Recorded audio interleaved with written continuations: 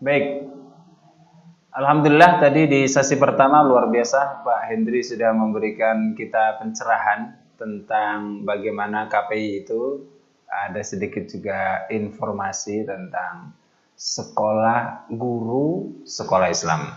Kita tunggu saja, semoga program itu betul-betul bermanfaat bagi kita semua. Teman-teman yang berbahagia, mohon izin Pak Hendri saya lanjutkan kajian tentang KPI. Moga-moga Pak Hendri masih stay tune di on air di sono, di tempat yang cukup jauh dari studio.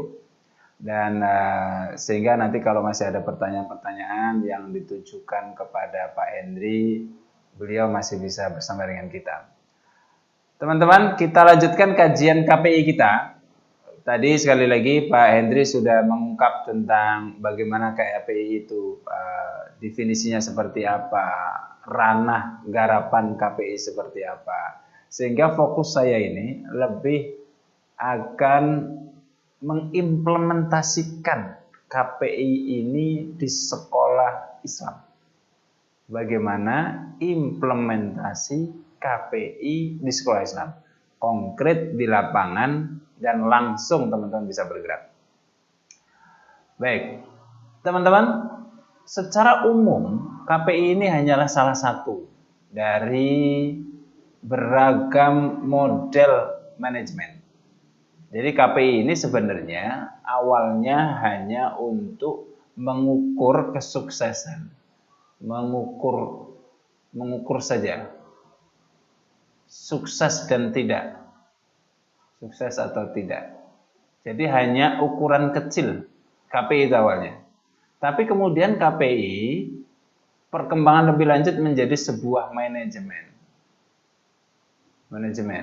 Jadi ketika manajemen maka dia banyak banget yang diurus dari secara umum ya, input, proses minimal itu, dan output. Ada yang output ya. Output. Ada yang kemudian menambahkan dengan outcome dan yang lainnya. Nah, nanti saya akan cerita bahwa KPI ini bisa dibawa kedua-duanya. Di sekolah Islam kita bawa kedua-duanya. Baik sebagai ukuran kesuksesan ataupun sebagai manajemen. Jadi ketika sebagai manajemen, maka akan muncul misalnya POAX, Planning, Organizing, Activating, Controlling. Ada PDCI, ada PIEI, dan yang sering atau dikenal adalah PDCA atau Plan, Do, Check, Action, karena ini yang lagi booming. Plan, Do, Check, Action ini betul-betul hampir semua perusahaan atau sekolah-sekolah yang serius di bidang manajemen pasti mereka mengenal konsep ini dan umumnya ini yang dipakai. Ada juga Malcolm Baldrige, ada juga TQM, Total Quality Management, ini dasar dari hampir semua teori, dan yang terakhir ada dengan sistem ISO. Walaupun ISO ini bagian dari TQM dan di dalam implementasi ISO ini menggunakan PDCA. Jadi ISO bagian dari TQM dan implementasinya menggunakan PDCA. Nah, KPI akan menjadi bagian dari manajemen. Kita akan lihat nanti ya di sesi selanjutnya. Mengapa KPI ini penting? Sekali lagi, bagi kepala sekolah seringnya dia tidak tahu apa indikator kesuksesan kinerjanya. Karena yayasannya juga nggak ngasih tahu. Jadi ketika ngangkat kepala sekolah, Anda ditugaskan menjadi kepala sekolah. Sudah. Gitu aja. Yayasannya tidak ngasih indikatornya, Pak. Indikator kesuksesan saya apa? Bedanya saya dengan kepala sekolah sebelumnya apa? Bayangan Bapak sukses dan tidaknya apa? Kepala sekolahnya diam, nggak nanya. Ketua yayasannya juga diam, nggak bercerita. Apa target-targetnya? Pokoknya sekolah saya serahkan kepada dirimu sebagai kepala sekolah. Ini bahaya. Karena kalau yayasannya membayangkan A, sementara kepala sekolah membayangkan B, seserius apapun kepala sekolah mencapai yang B, maka itu tidak dianggap sebuah kesuksesan. Contoh, bagi kepala sekolah, kesuksesan itu adalah diukur prestasi siswa. Semakin tinggi prestasinya, maka semakin bagus. Jadi kepala sekolah berpikir pada prestasi. Jadi semakin banyak prestasinya semakin bagus. Lalu kepala sekolah memprogramkan prestasi tingkat kecamatan, juara. Prestasi tingkat kabupaten kota, juara. Prestasi tingkat provinsi, juara juga. Prestasi tingkat nasional, juara juga. Alhamdulillah, bahkan kepala sekolah berani untuk melobi, untuk mencari fundraising dana agar anak kita juara di tingkat internasional, baik lomba di Singapura yang nggak begitu jauh, apa lomba di Malaysia dan yang lainnya. Dan alhamdulillah misalnya juara. Jadi dari tingkat kecamatan sampai internasional juara gitu. Misalnya. Tapi ketua yayasan bukan itu yang dianggap kesuksesan. Ternyata yang dianggap kesuksesan adalah ketika PPDB atau jumlah siswanya itu meningkat dari tahun sebelumnya. Meningkatnya adalah meningkat 30% lebih. Ternyata itu yang diukur. Sehingga ketika kepala sekolah mencapai PPDB, targetnya sama dengan tahun sebelumnya, maka dianggap gagal. Karena harusnya plus 30%. Jadi kalau tahun kemarin itu 100 siswa, sementara sekarang baru dapat 100 siswa juga, berarti gagal. Bahkan tahun sekarang dapat 110 pun dianggap gagal juga. Karena targetnya adalah 130 siswa. Nah, pertemuan antara kemauan yayasan dan pertemuan dengan kemauan atau langkah yang harus dilakukan oleh kepala sekolah, ini yang disebut dengan indikator kecapaian. Kunci indikatornya atau dalam bahasa Inggrisnya key performance indicator. Indikator kunci pencapaian. Nah, kepala sekolah harus mendapatkan ini. Kalau tidak, maka kepala sekolah buat dan kasihkan ke ketua yayasan. Apakah ini KPI saya? Kalau ketua yayasan mengatakan iya, udah jalankan. Jika tidak, rumuskan lagi sampai mendapatkan KPI. Bagaimana merumuskannya? Sesi kita ini yang akan kita garap nanti di slide lebih lanjut. Beberapa pertanyaan terkait dengan KPI ini adalah misalnya, ini umum, pertanyaan-pertanyaan umum yang ada di sekolah kita. Nomor 1 misalnya, ukuran sukses dan berhasil pekerjaan apa sih? Ukuran suksesnya apa? Nah, ini kan pertanyaan yang muncul dari kepala sekolah, dari pimpinan. Yang kedua, apa yang diprogramkan beda dengan apa yang dievaluasi. Jadi yang diprogramkan ini sering terjadi. Programnya A, ternyata yang dievaluasi B. Siapa yang mengevaluasi? Dalam hal ini biasanya adalah orang yayasan. Orang yayasan mengevaluasinya apa? Sementara program yang direncanakan oleh sekolah apa? Nah, kalau beda, ya berarti ini nggak kompak KPI-nya. Sementara ada juga pertanyaan, kok hanya itu yang dilihat? Misalnya yayasan hanya melihatnya pada PPDB aja, jumlah siswa aja. Padahal urusan sekolah kan banyak. Kenapa hanya itu? Nah, ini juga harus ada kompak KPI antara yayasan yang meminta kita sebagai kepala sekolah dan juga kepala sekolah yang menjalankan apa yang diharapkan oleh yayasan. Perasaan saya tidak dapat rapot sebagai pemimpin sekolah. Nah, di endingnya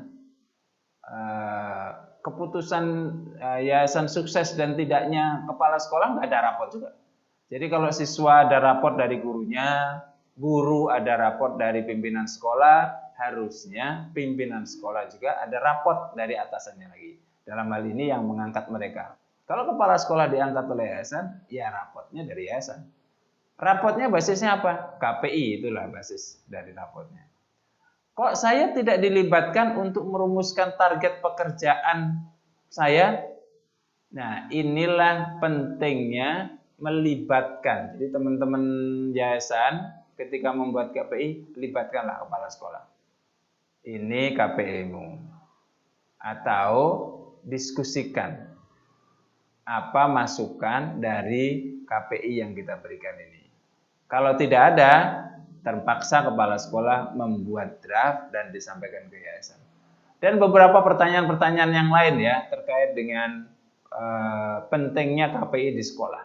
Sekali lagi, kita tidak bisa memprogram-program, menjalankan program, merencanakan program tanpa didasari dengan KPI yang jelas. Tanpa KPI, program jadi tidak jelas. Karena KPI lah penghubung antara apa yang dimaui oleh yayasan, dalam hal ini yang meminta kita menjadi kepala sekolah, atau yayasan sebagai perwakilan dari kepala sekolah, dari visi misi sekolah, dan kita yang menjalankannya. Nah, intinya nanti, maka ketika kita sudah merumuskan, sudah menjalankan semua, efeknya akan di sini, berusahalah semaksimal mungkin, karena hasilnya itu kita serahkan kepada Allah. Ini konsep kita sebagai sekolah Islam, sebagai pimpinan di sekolah Islam. Berusahalah semaksimal mungkin, yaitu membuat KPI, membuat pengukuran-pengukuran berdasarkan KPI yang ada, menjalankannya, dan terakhir adalah kita serahkan kepada Allah. Nah, bagaimana membuat KPI-nya? Nah, ini kita akan masuk ke sesi aplikasi, mengaplikasikan KPI di sekolah. Kalau tadi hanya pengantar saja, mengapa KPI itu penting untuk kita miliki. 3 kunci kata dalam KPI. Yang pertama adalah key, kunci. Yang kedua adalah performance, hasil atau harapan. Kemudian yang ketiga adalah indikator. Bagaimana merumuskan indikator, nanti kita lihat. Jadi key artinya kata kunci dalam program yang kita rencanakan. Kata kuncinya apa? Performance artinya hasil diharapkan yang kuantitatif ya. Sebenarnya bisa juga kualitatif. Bisa juga. Cuman kalau kualitatif sering ada pemahaman yang berbeda. Kalau kuantitatif jelas. Nah, bisakah hal yang kualitatif bisa dikuantitatifkan? Kita nanti buktikan. Kita bisa mengkuantitatifkan sesuatu yang kualitatif agar mudah, semua bisa sepakat. Kemudian yang ketiga adalah indikator. Kata kunci yang ketiga adalah indikator. Ingat, dalam membuat indikator rumusnya adalah A, B, C, D. Ini rumus membuat indikator. A itu audiens, orangnya. Jadi harus ada orangnya, pelakunya. Behavior itu perbuatannya. Jadi pertama ada A, audiensnya. Kemudian ada B, behaviornya. C, ada conditionnya. Kondisinya seperti apa. Dan D, ada degree. Degree ini bagaimana caranya melakukannya. Jadi A, B, C, D inilah cara membuat indikator. Kita contoh ya. Rumusan KPI untuk pelatihan guru bilingual. Misalnya ini KPI. Jadi yang mengelola bilingual di sekolah, maka KPI-nya ini menjadikan 80% guru bilingual berbicara bahasa Inggris di area sekolah dengan baik. Ini contoh KPI. Jadi untuk pengelola pelatihan guru khusus yang bilingual, ini KPI-nya. gitu. Jadi kalau kita punya tim bilingual, kasih ini KPI-nya. Ini KPI yang akan dirimu lakukan selama 1 tahun ke depan. Dan saya akan mengukur berdasarkan ini. Nah, kalau kita lihat secara ABCD, pertama, audiens, guru audiensnya. Behavior, berbicara, behavior. Condition, di area sekolah, degree-nya dengan baik. Nah, inilah yang disebut dengan ABCD atau indikator. Ya, indikatornya cukup jelas. Performanya diukur secara kuantitatif, 80%. Kata kuncinya bahasa Inggris. Karena inilah kuncinya di bilingual. Kalau yang dimaksud bilingual di sini adalah bahasa Inggris. Kalau yang dimaksud bahasa Arab, ya bahasa Arab. Nah, inilah KPI untuk pelatihan guru bilingual. Contoh KPI kayak gini. Jadi, kalau kepala sekolah diangkat sebagai kepala sekolah, tanya KPI saya apa? Nanti akan muncul KPI-mu adalah misalnya menjadikan 10 siswa berprestasi tingkat internasional. Nah, udah jelas. Target kita untuk menjadikan 10 siswa ini. Mengapa 10? Oh, ternyata sebelumnya hanya 2 siswa. Jadi sekarang naik. Wow, naiknya jadi 10. Ini KPI. Mengapa 10? Karena kondisi siswa sekarang 2 kali lebih banyak daripada siswa tahun lalu, misalnya begitu. Nah, sehingga inilah rumusan KPI. Jadi rumusan KPI sederhana sekali lagi adalah ABCD, performance-nya bersifat kuantitatif, dan ada kata kunci dari dari KPI yang kita fokuskan. Teman-teman, nah ini yang kita lihat tadi. Jadi key-nya adalah berbicara di area sekolah. Ini kata kuncinya, berbicara dalam bahasa Inggris tadi. Performance-nya 80%. Nah ini. Kemudian ABCD-nya tadi, audiensnya guru, berbicaranya behavior, dan area sekolah condition, degree-nya adalah dengan baik. Jadi pastikan ketika kita membuat KPI, kalimat atau indikatornya menggunakan ABCD. Mungkin nggak hanya 3 saja, boleh hanya ABC. Guru berbicara bahasa Inggris di area sekolah sebanyak 80%. Boleh.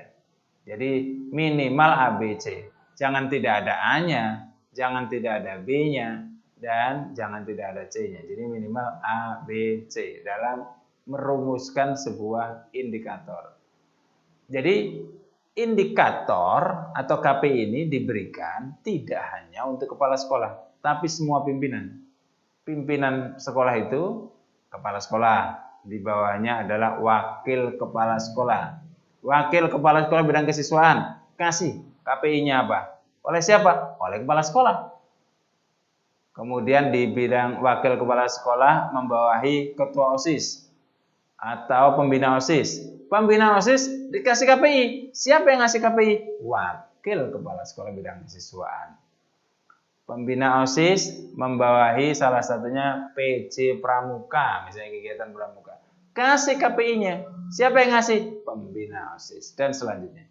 Jadi semua pimpinan harus mendapatkan KPI untuk mengukur tingkat kesuksesan dari masing-masing pimpinan. Nah, kita lebih konkretkan lagi nih ya, KPI dalam aspek manajemen. Kalau tadi contoh saja ya, KPI untuk targetan dari seorang pimpinan. Kepala sekolah KPI-nya apa? Wakil kepala sekolah bidang kurikulum KPI-nya apa? Kemudian ketua OSIS atau apa namanya pembina OSIS, KPI-nya apa? 1, 2 atau 3. Nggak banyak-banyak KPI itu. 1, 2 atau 3. Nah, KPI ini sekali lagi bisa dijadikan sebuah manajemen. Jadi tidak hanya sekedar target kesepakatan antara orang yang memimpin dan orang yang menunjuk dia sebagai pimpinan. Jadi sekali lagi tidak hanya sekedar kesepakatan orang yang memimpin dengan orang yang menunjuk dia sebagai pimpinan. Jadi KPI tidak hanya sekedar itu, tetapi KPI menjadi sebuah sistem. Nah, sebelum kita ke sana, kita akan break dulu nih untuk supaya freshkan pikiran kita. Jadi kalau tadi itu KPI secara umum, nah kita akan masuk nanti ke KPI menjadi manajemen ukuran dari semua gerak, semua program di sekolah. Kita break dulu teman-teman. Edupes.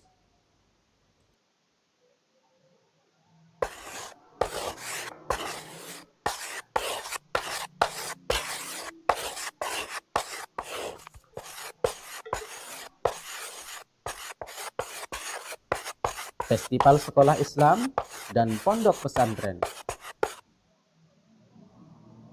3 sampai 5 September 2021 di Haris Convention Hall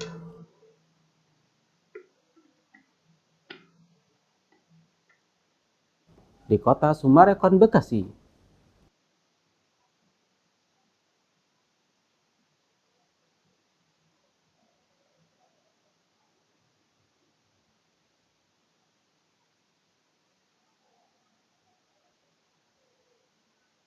My name is Shakira. My name is Aldria. My name is Naura. My name is Fatima. Hello everyone. Do you know that in the garden or forest there are many plants? Do you count the name of part of plant, Shakira? Okay. Can you help me, friend?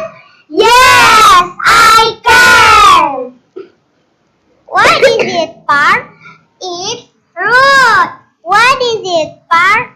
It's stem. What is it, part? It's leaf.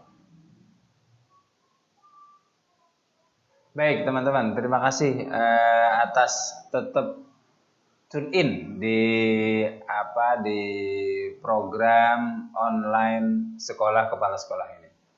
Jadi sekali lagi kalau tadi kita diskusi tentang KPI, hanya KPI saja. Jadi sekali lagi semua pimpinan harus mendapatkan KPI. Tidak banyak-banyak, 3, 2 atau 1 dari KPI. Nah, sekarang kita ingin jadikan KPI menjadi sebuah manajemen program. Jadi kita dalamkan nih KPI.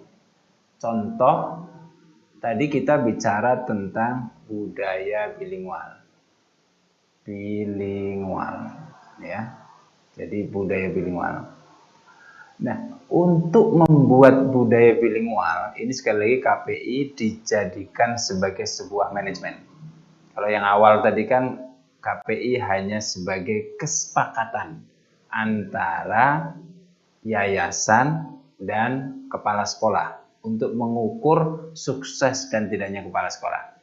Antara kepala sekolah dan wakasek. KPI dijadikan ukuran wakasek sukses atau tidak.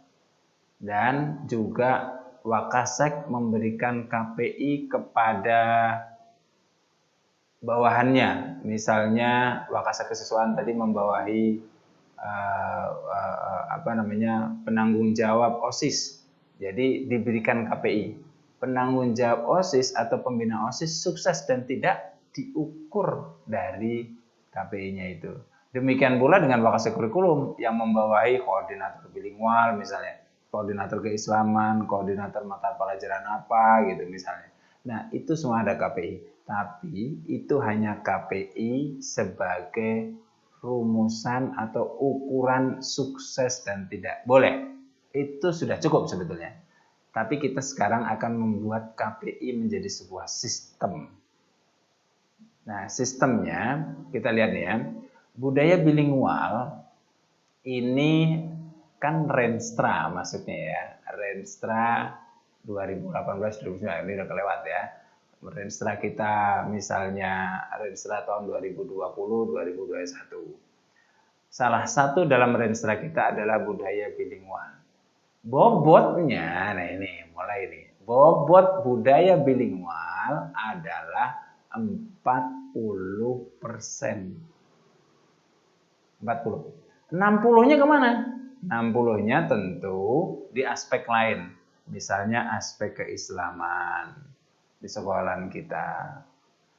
Misalnya aspek lain, aspek lingkungan. Sesuai dengan ini sekolah masing-masing lah. Jadi aspek keislamannya 50%, aspek bilingualnya 40%, aspek lingkungannya 10% misalnya. Jadi total semuanya 100%. Nah, dari 40% aspek bilingual ini lalu dijelaskan bahwa bilingual itu sukses kalau gurunya komitmen berbahasa asing itu. Kalau gurunya komitmen, insya Allah anak akan sukses. Kita bisa bahasa Indonesia karena orang tua kita bahasa Indonesia. Kalau orang tua kita total bahasa Jawa, kita bahasa Jawa. Kalau orang tua kita total bahasa Sunda, kita pun bahasa Sunda. Bahkan kalau orang tua kita walaupun tinggal di Indonesia, tapi setiap hari ngomongnya bahasa Inggris, tetangga kita juga ngomongnya bahasa Inggris, kita akan berbicara juga bahasa Inggris.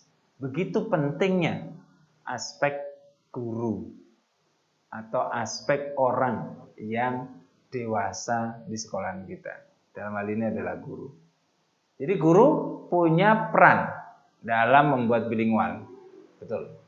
Siswa punya peran serius dalam membuat budaya bilingual. Betul. Kurikulum punya peran. Makanya ada pelajarannya, ada bahasa Inggris, ada math dalam bahasa Inggris, ada science dalam bahasa Inggris misalnya. Makanya diperlukan kurikulum. Jadi tidak hanya guru ngomong bahasa Inggris, siswanya juga, tetapi ada materi yang terkait dengan yang terkait dengan bahasa Inggris. Nah, ini yang disebut dengan kurikulum. Yang terakhir adalah aspek pendukung, fasilitas. Contoh, kita baru masuk ke sekolahan kita atau ke sekolahan siapapun, kemudian ada pengumuman dalam bahasa Inggris, ada spanduk ditulisnya dalam bahasa Inggris, ada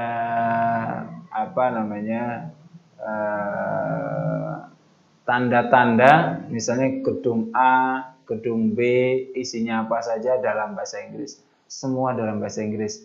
Nah, ini tentu mendukung dari program bilingual. Jadi tidak hanya mengandalkan kurikulum, siswa dan guru, tapi juga pendukung lainnya, sarana dan yang lainnya. Ini membangun budaya bilingual. Kita skorkan, guru skornya 40%, siswa bobotnya 30%, kurikulum 20%, pendukung 10%. Artinya kita ingin mengatakan bahwa tahun ini posisi guru penting sekali untuk mensukseskan bilingual. Karena mungkin bilingual gurunya belum komitmen atau seperti apa. Tapi kalau gurunya sudah komitmen, mungkin suatu ketika pendukungnya yang harus dikasih bobot tinggi, boleh. Di sini dibobotin 40 misalnya, yang lain jadi 10. Guru jadi 10, nggak apa-apa karena gurunya sudah bagus bilingualnya. Tapi ketika kita ngelihat gurunya belum, maka bobot gurunya yang tinggi, karena ini menentukan. Program bilingual bobotnya 40%, sisanya di keislaman dan lingkungan atau yang lain. Dari membuat program budaya bilingual, bobot paling tinggi adalah guru. Guru ini bobotnya paling tinggi. Untuk itu guru dikasih 40%. Sementara yang lain 60%-nya adalah gabungan dari siswa, kurikulum, dan pendukung. Catat nih ya. Nah, kita akan jelaskan di posisi ini lebih lanjut. Guru. Nah, kita lihat nih. Guru, nih tadi ya, guru ya. Guru bobotnya 40%. Nah, bagaimana cara membuat guru kita itu bagus? Nah, inilah kegiatannya. Kegiatannya adalah 1, pelatihan guru. Harus ada pelatihan guru dalam bidang bahasa asing tadi. Kalau bilingual, apakah bahasa Inggris atau bahasa Arab. Jadi pelatihannya harus disetting betul, disiapkan pelatihan beginner, intermediate, advance, post advance atau apapun namanya. Jadi disiapkan pelatihan guru harus. Yang kedua, siapkan guru native lokal. Native lokal itu maksudnya udah native lokal ya. Lucu juga kelihatannya. Native itu berbicara bahasa asing, Arab atau Inggris, Inggris misalnya. Lokal itu artinya orang Indonesia. Jadi guru yang asli orang Indonesia tetapi komunikasinya total dalam bahasa Inggris dari pintu gerbang masuk sekolahan kita sampai pulang keluar pintu gerbang. Kita siapkan guru yang komit. Karena kita ingin memastikan ke guru-guru yang lain bahwa guru itu bisa. Guru itu bisa, makanya kita siapkan guru yang komit berbahasa Inggris. Bukan orang asing yang berbahasa Inggris, oh itu biasa. Tapi ini guru yang komit berbahasa Inggris, kita sebut dengan native lokal. Ini penting. Kemudian speak up, program speak up yaitu program segera berbicara. Jadi bagi yang tidak berbicara bahasa Inggris, gitu dikasih nanti punishment. Bagi yang komitmen dikasih reward. Nah, speak up itu adalah program untuk segera berbahasa Inggris, segera. Kemudian ada program reward dan punishment-nya. Jadi guru untuk mensupport program bilingual ada 4 kegiatan: pelatihan guru, guru native lokal, speak up, reward dan punishment. Sekali lagi, pelatihan guru karena ini penting, dianggap kita sebagai sesuatu yang penting, maka nilainya 30. Ada yang lebih penting? Ada. Yaitu yang lebih penting adalah mulai berbicara bahasa Inggris. Ini nilainya atau skornya atau bobotnya 40. Jadi ini posisinya penting daripada pelatihan guru. Nah, bobot ini adalah penilaian kita dengan melihat analisa di internal sekolahan kita. Guru native lokal kita bobotin 20. Reward punishment kita bobotin 10. Jadi sekali lagi semua berbasis bobot. Dibobotin. Nah, sekarang kita mau lihat nih, guru dibobot 30. 30-nya kita lihat. Akan seperti apa 30-nya? Kita lihat nanti ya. Pelatihan guru sekali lagi tadi bobotnya adalah 30. Apa action plan-nya untuk pelatihan guru? Ya. Tadi kita udah ngasih KPI kan, penanggung jawab. Ini KPI-nya nih, penanggung jawab bagi pelatihan guru. Menjadikan 80% guru berbicara bahasa Inggris di open space. Penanggung jawabnya atau PIC-nya misalnya Pak Mr. Sarif. Misalnya begitu. Nah, ini penanggung jawabnya. Mr. Sarif punya KPI. KPI-nya Pak, ini. Apa yang dilakukan oleh Mr. Sarif sebagai penanggung jawab pelatihan guru? Yang pertama, mendata gurunya. Siapa yang akan ikut pelatihan? Mendata dulu, siapa saja gurunya yang akan ikut pelatihan. Jangan-jangan ada guru yang sudah sangat bagus bahasa Inggrisnya, berarti tidak ikut pelatihan. Dia menjadi mentor, atau menjadi dosen, atau menjadi guru, atau menjadi trainer dari kelas tertentu. Kemudian selain mendata, memberikan pretest. Ya kan begitu? Data gurunya, siapa yang akan ikut pelatihan, dikasih pretest. Kemudian digolongkan guru-gurunya.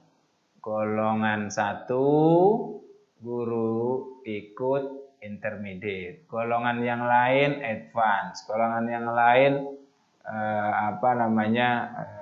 beginner. Golongan lain pre-beginner misalnya. Golongan lain post-advance misalnya. Silakan saja. Baru kemudian melakukan pelatihan. Setelah melakukan pelatihan, progresnya seperti apa? Terus kemudian ada post-testnya per setiap semester. Terakhir adalah melakukan evaluasi. Ini disebut dengan action plan. Sekali lagi, dibobot. Mendata guru 5%. Yang paling besar apa? Yang paling besar adalah melakukan pelatihan. Dengan melakukan pelatihan, maka bobot 35 sudah selesai. Jika tidak melakukan pelatihan, maka hilanglah 35. Bagaimana kalau hanya mendata saja? Hanya mendata saja nih. Yang dilakukan hanya ini saja. Tidak ada yang lain.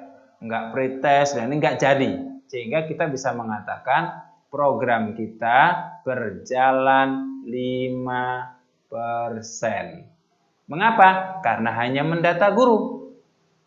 Bagaimana kalau hanya mendata guru terus kemudian langsung pelatihan dan enggak diapa-apain? Hanya mendata dan pelatihan. Berarti 35 sama 5. 5 plus 35 sama dengan program kita terlaksana 40%. Nah, ini yang disebut mengkuantitatifkan program atau kegiatan atau eksperimen.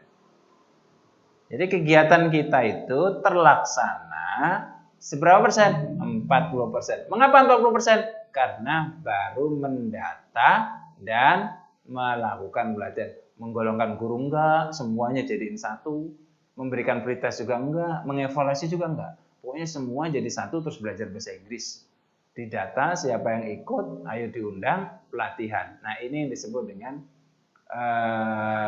mengukur atau menilai pelaksanaan kita hanya terlaksana 40%. Kita bayangkan, kalau semua kegiatan di sekolahan kita, ini basisnya bobot seperti ini. Kita bobotin semua, maka jelas ukurannya. Jadi kita nggak bisa mengatakan bahwa sekolahan kita alhamdulillah sudah sukses 30%. Kenapa 30? Ya perasaan saja, nggak bisa. Nggak bisa dengan cara itu. Tapi kita harus membuktikan bahwa sekolahan kita menjalankan program sekolahan kita itu 40% karena mendata guru dan pelatihan saja. Bagaimana kalau tidak mendata guru dan hanya pelatihan saja? Udah diundang aja semuanya untuk pelatihan. Hanya pelatihan saja, tidak ada pendataan. Itu artinya pelaksanaan program kita hanya 35%. Sekali lagi, jika KPI ini dijalankan dalam konteks manajemen seperti ini, insya Allah sekolahan kita semua aktivitasnya terukur dengan baik. Demikian teman-teman, sesi KPI kita hari ini. Nah, kalau dirumuskan tadi, sekali lagi, wawasan global. Di dalam wawasan global ada budaya bilingual, ada sertifikat Cambridge, ada ICT. Nah, budaya bilingual tadi 40%, salah satunya adalah gurunya yang kita siapin. Gurunya nilainya bobotnya 40%, ngapain gurunya? Salah satunya pelatihan. Pelatihan adalah 30%. Bagaimana proses pelatihannya? Hanya pelatihan saja berarti hanya 35% dan selanjutnya. Ini dibuat siswa juga programnya bagaimana, kurikulum bagaimana kegiatannya, pendukungnya juga bagaimana kegiatannya. Kemudian Untuk guru native lokal tadi siapa penanggung jawabnya, KPI-nya apa, terus aktivitasnya, action plan-nya apa. Jangan lupa bobot, dibobot di sini. Sehingga nanti akan diukur semuanya bahwa sekolahan kita untuk tahun ini berjalan misalnya 15%. Jelas. Kalau begini sekolah kita kelola, ini yang disebut dengan manajemen sekolah berbasis KPI. Kalau begini polanya insya Allah semua terukur dengan baik. Demikian teman-teman untuk sesi KPI hari ini. Semoga memberikan penjelasan yang lebih mudah bagi teman-teman dalam mengelola program, mengelola kegiatan di sekolah teman-teman. Dan sekali lagi saya mengucapkan banyak terima kasih sebagai perwakilan dari Sekolah Kepala Sekolah Islam kepada Bapak Hendri. Apakah Pak Hendri masih ada di studio? Masih on air? Oh, sudah tidak on air lagi. Baik. Sekali lagi kami mengucapkan banyak terima kasih kepada Pak Hendri yang tadi sudah memberikan pencerahan kita tentang bagaimana KPI, dan saya hanya melanjutkan saja yang tadi disampaikan Pak Hendri dalam hal teknis di lapangan bagaimana KPI diwujudkan di sekolah teman-teman. Demikian untuk sesi hari ini. Terima kasih. Kalau ada pertanyaan silakan di-share di WA, nanti kita bisa diskusi lebih panjang di WA atau di grup-grup yang lain. Kami akhiri, billahi taufiq wal hidayah. Assalamualaikum warahmatullahi wabarakatuh. Edupes.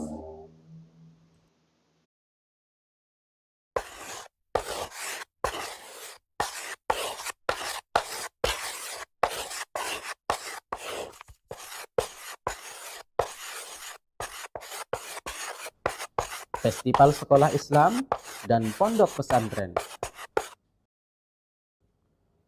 3 sampai 5 September 2021 di Haris Convention Hall,